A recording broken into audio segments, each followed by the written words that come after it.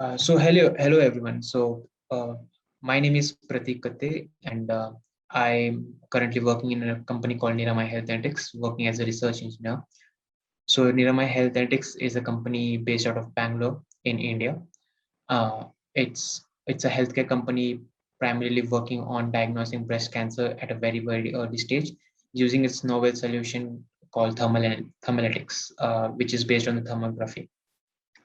So uh, so what I'm going to talk about today is Niramai fever test, one of the automated screening solutions that we have used in India for mass screening of COVID symptoms of people entering into campuses and buildings.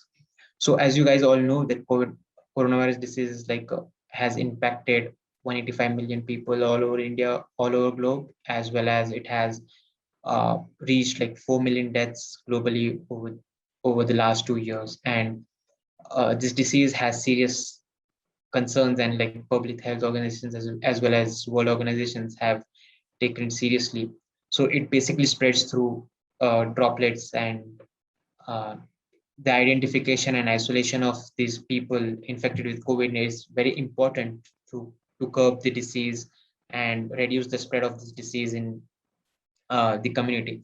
So, what was important is to diagnose and detect the people who are infected with this COVID-19 disease. And the proper way of like many public health organizations and world organizations have come up with like detecting who have the symptoms. Like major symptoms of COVID-19 was fever and shortness of breath. So many organizations have asked, and many countries have made it mandatory to wear masks as well as uh, deploy screening checks for symptoms like fever and shortness of breath uh, for people who are entering into the campus. So as Niramai has a comprehensive experience working in thermography and temperature information, as well as while it was working on solving diagnosing breast cancer at a very early stage, we thought of like leveraging this experience that we have and expertise that we have in thermography to do fewer symptom check of COVID-19 and contribute towards the pandemic and help the healthcare workers as well as the frontline workers to curb and reduce the community spread of this disease. So what we came up with is a solution called fever test, a Niramai fever test. It's a automatic screening of mass screening of people who are entering into campus, the public places, railway stations, as well as airports, where we screen for people and check if the temperature is greater than threshold and if they have a symptom of fever or not. So manual screening with handle temperature was not safe as it was not maintaining the protocol of social distancing. So Niramai developed a fever test software which would automatically identify people with elevated temperature as well as give statistics of like how many people are entering into the campus. And like as the pandemic was slowing down and the protocols were going easing out, so people were entering and traveling across the public places and everywhere. So building managers and campuses had to have the statistics of who are entering into the campus, how many people, and what the temperature variation and records of those. So our software provides statistics as well as the feature to detect people with uh, fever or no. As so in this talk, what I'm going to give you is a brief overview and a detailed overview of like how we develop software, the deep learning model that we have used at the back end to automatically detect and measure the temperature of a person and diagnose if the and check if the person has a symptom might have a COVID or no. And then how we have deployed at large scale across India, what frameworks and methods we have used to deploy the model and the software at large scale and at very complex situations and deployments locations. And then I'm going to talk about the statistic feature, how the analysis of the people entering into the campus and how we are showing the temperature variation in the application, and how we have helped building managers and uh, admins of the campuses uh, understand and evaluate their steps methodology and their management of how to ease out the uh, flow of people and how to let the people enter the campus and manage people while the pandemic was easing out, and how our work, and what at the last I'm going to talk about and discuss how our work of Niramai fever test solution, which we started at the very first wave, like very at the start of the pandemic, to help contribute, has impact and helped governments, public organizations, as well as frontline workers in private as well as in public, in governments, how our work has impacted.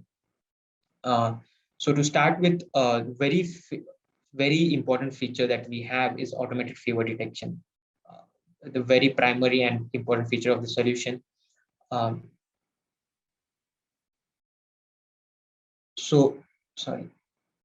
So challenges for automated fever detection. So the important task for detecting fever in a person is like to have face detection model that would accurately, with high precision and with high inference rate, it would identify the face region in the thermal image and extract the ROI region. So to get the fever or temperature of a person, exact body temperature of a person, we need the eye corner or the forehead region. So we needed a model, deep learning model, that would give a model inferencing rate of high inferencing rate on lower computing devices, because we wanted to deploy this model with in low edge computing devices and laptops of 2 GB RAMs, and like on small microprocessors, and deploy in robots, which was deployed in hospital, as well as deploy this same deep learning model on railway stations with low edge computing devices. We also wanted to detect temperature and extract ROI so that external object would not come into the our region of interest. So we needed high accuracy as well as with good confidence that would inference with high frame rate on multiple person at a time, so that the people don't have to stop, like what happens with handheld temperature. They don't have to stop and passively walk through the campus entrance, and they would screen and get detected. So in order to solve that issue, like we could train a model, but there was lack of thermal image data set as well of people entering into the campus with different wearing masks. We didn't have any data set which had thermal images with people wearing masks. So these are the many challenges that we faced, and uh, yeah. So another challenge apart from the resources point of view, another challenge what we found is that thermal imaging, when it's in an outside environment, we wanted to deploy in railway stations and airports, which is an outside environment, not a closed with a controlled manner. So the images what we were getting was very faded, with a hotter object at the back than the temperature of the person. The thermography image what we were receiving was very faded, and it wouldn't help us run more better on RGB images. So the open source state of the art models which were trained on RGB images were not at all working on these thermal images because of its low accuracy as well as very low average precision of the bounding boxes and region of interest we were getting. So this is one of the thermal imaging algorithmic challenge what we faced is how to remove the external objects, the hotter objects which are not of our interest, to remove them and get the foreground image, which is the person entering into the campus, as a more emphasized, and help it to train a deep learning model. Uh, so in order to solve, what our approach was to obviously to train a deep learning model, which is very ubiquitous to low computing devices, as well as uh, train uh, train with a model that would also help us solve the problem of lack of thermal data what we have, as well as it would give high precision and accuracy. So we used MobileNet v2, which is one of the state of the art architecture deep learning model that is developed by Google. So we used and leveraged that deep learning model to train our own face detection uh, model and help us solve the task. So one of the problem of thermal imaging, what I explained in the previous slide, was solved with the step of called deep data pre-processing. And with after data pre-processing the training data set, we trained the deep learning model using MobileNet v2. We transferred learning it, and then we received a box of like extracted region of interest. And the second approach, after like training the model, we used it as an inferencing and deployed it in the application what we have developed called Niramai fever test solution. So over there as well, while inferencing, we are not training obviously again, but we have data pre-processing the image what we are getting, the thermal stream, and running it through the um, deep learning model and extracting the maximum temperature from the region of interest, what the information we are getting from the extracted region of interest temperature maps. So what is the data preprocessing step what we have been talking about? So data preprocessing step what we are doing is simply taking the pre-normalized image, that is the thermal stream what we are getting, and squeezing the temperature information from 20 into 20 degrees Celsius to 45 degrees Celsius. So from the min range, whatever temperature we are getting, like 20 less than 20 degrees Celsius, so the hot water, the cold water which is less than 20 degrees Celsius, or anything which is less than 20, we are squeezing it to and making it 20 degrees Celsius, while which are greater than the 45 degrees Celsius we are making it 45, like the hot car, sunlight, or whatever, the hot bulb at the back. So we are squeezing whatever temperature, like 66 degrees Celsius, we're squeezing it to 45 and making it come in the range of the human temperature. So once we do that, which we call the normalization, min max normalization, and ranging it to 0 to 255, which is the 3-channel RGB usual intake data type. So we are min max normalizing it so that the foreground image object which is there would be emphasized and the background image is removed. So you can see in the pre-normalized image and the post-normalized image over here in this slide that after performing the data pre-processing task, if you can see the person with the face region, which is our region of interest, is visible very clearly where which can be leveraged to train a very good deep learning model. Whereas if we could train with the pre-normalized image directly, then we could have not get that much of good accuracy as well as ubiquitous to low computing devices, and would have gotten false cases and false positives. While with the data pre-processing step, we are able to get a very high accuracy and good precision of face detection with bounding boxes. So in order to train the deep learning face model, we are basically getting the data, every data we are data pre-processing and performing the min max normalization on the image, and then feeding to the deep learning model, which is of MobileNet V2 of 32 layers. So we are using it and putting it and getting the output and training it with patch 8 and epochs of 150. We got an accuracy of like 96%. So this is the output what we get for detecting. And then the next step after, like, this is the training step. Then after this training step, what we get is a temperature measurement. For inferencing, what we get is we run the model into the, we take the input and run the model and get the extract region of interest, the face regions, and then uh, get the ROI extraction, and then try to, so the important features of the face, that is the like eye corner, inside corners, as well as the forehead regions are the one where we get accurate body temperature. So we try to remove the mask region, the upper down lower layer of the rectangle box, and just take the upper half of the rectangle and get the eye region and the forehead region as the maximum temperature and calculate that and measure the temperature over there. So if the temperature is greater than 99.5, so then we call it as the fever detected. So it's been different at different locations. Now we have deployed at different locations across India. In coastal regions, the temperature decreases down and the temperature threshold decreases. While in hospitals and in hilly areas like Bangalore, we get uh, a greater threshold, and we recommend like 99.5. This is the temperature measurement step that we do for automatic detecting of fever. Now the step of like the primary feature of the fever test solution, that automatic detection of fever, is solved. But how can we, the deep learning model is ready, it's giving good accuracy, it's giving good precision, and it can work, but how to deploy at scale, like what frameworks and how it can be deployed in different frameworks of like different platforms like Ubuntu, Windows, or iOS, or if you want to deploy in a robot, which was deployed in hospitals and different private sectors. How would you how would you make it a framework that would help us deploy at scale and across different regions and locations across the country? So what we used is a ONNX model, Open Neural Network Exchange, which is developed by Microsoft.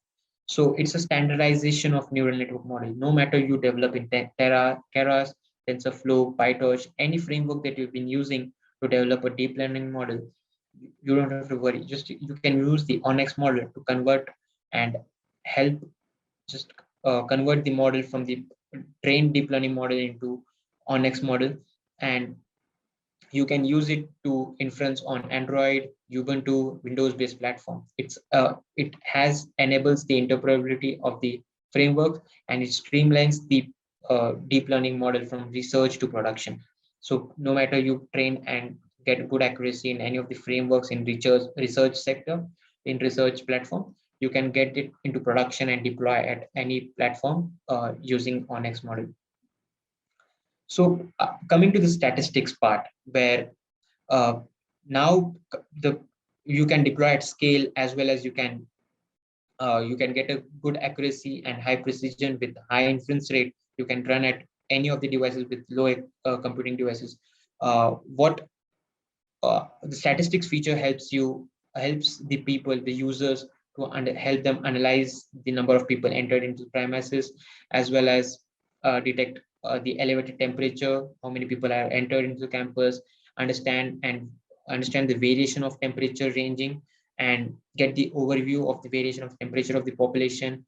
So the statistic features are divided into two parts. One is the today feature, which shows the daily statistics of how many people have entered in the campus, have gone outside, and then what is the temperature and how many people have detected with elevated temperature, and and how many are false positive, false negative.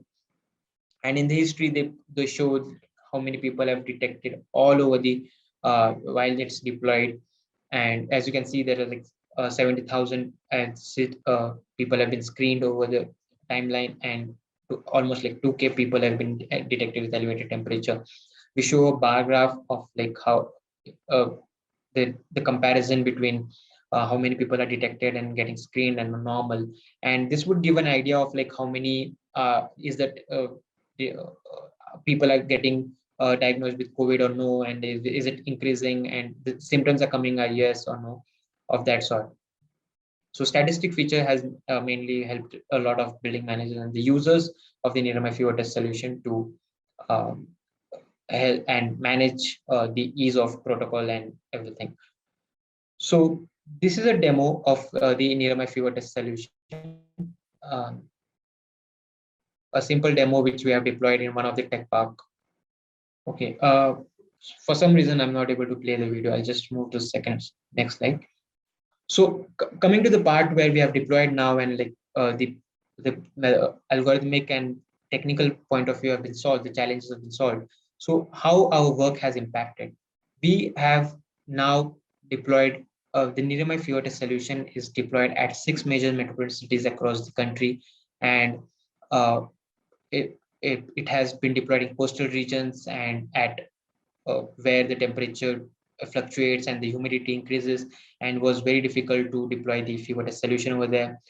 We have deployed at railway stations where it was crowded and very hot objects, and it was outside situation, outside environment, and hot objects or ubiquitous and like very random objects would come at the background. So it was difficult to deploy. We were able to and successfully deploy railway stations and help reduce the spread of the disease. And we have deployed in tech parks and corporate offices, in hospitals as well, which was a technical and with the help of doctors over there. We have screened more than 2 lakhs of people uh, in India, and help like thousands of people get detected with elevated temperature and diagnosed with fever. So yeah, this has we have deployed at a very different locations now.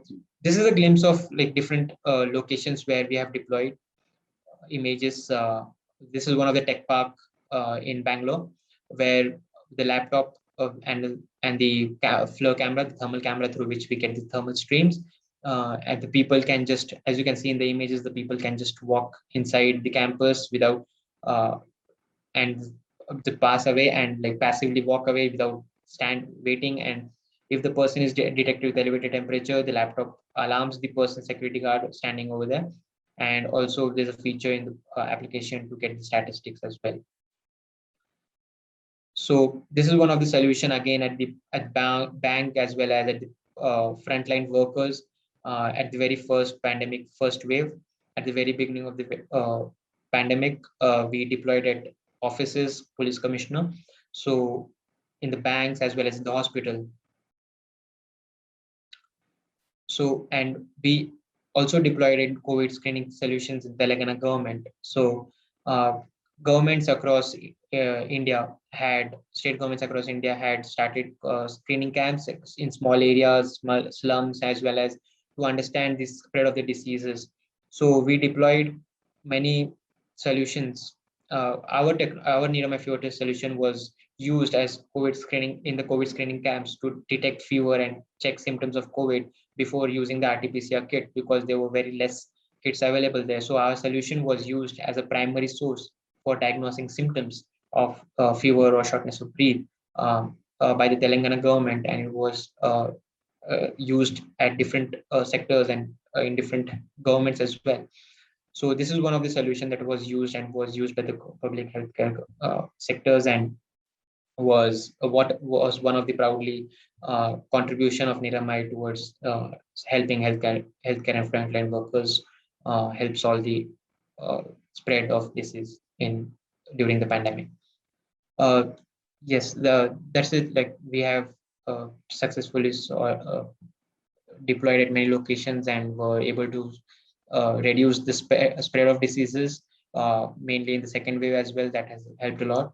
So yeah, thank you for the thing. Any questions? Would love to answer.